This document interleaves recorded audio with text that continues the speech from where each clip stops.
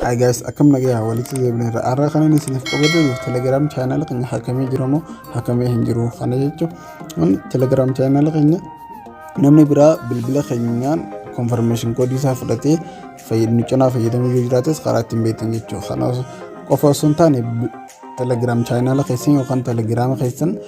bilbila keessan bilbiloota garaagaraa deviceota garaagaraa irratti login gootanii yoo dhiiftan karaa kanaan addaan baafachuu dandeessanii nafaana bu'aa jalqaban yoo qabdan Telegram channel keessan seentan Telegram channel erga seentanii booda asii argitan sararoota sadeen kana irratti ni cuqaaftan sarara sadeen kana irratti erga cuqaaftanii booda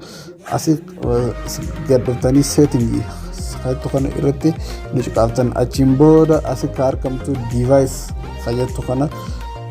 irratti ni cuqaaftan jechuudha. Device kaytu kana irratti ni cuqaaftan asii keessan argattan bilbiloota yookaan deviceota isin Telegram channel keessan itti seentanii fi Telegramumaan bilbila keessan hin baname bilbila akkam irratti akka seenaa jiru isinitti mul'atti as keessa device isin hin beekne fi isin hin yaadanne yoo jiraate wanni isin gochuu qabdan yoo habba device habba tokko irraa balleessifatan device keessan irratti gannituutan sanboota erga gattuutanii booda akkuma asitti agartan terminate irratti cuqaasuudha qabdanii anammaaf waan hin barbaanneef kanaaf yoo bakka takkatti guutumatti device isin qabdanis dabalatee hunda irraa akka logout akka ta'u barbaadan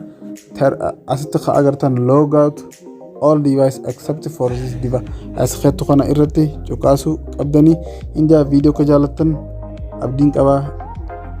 videoowwan biraa kanneen tech tips wal qabatan argachuuf YouTube channel Safe Tech subscribe gochuun dagatinaan isin inja video biraatiin angaritti zeemnitu bye bye.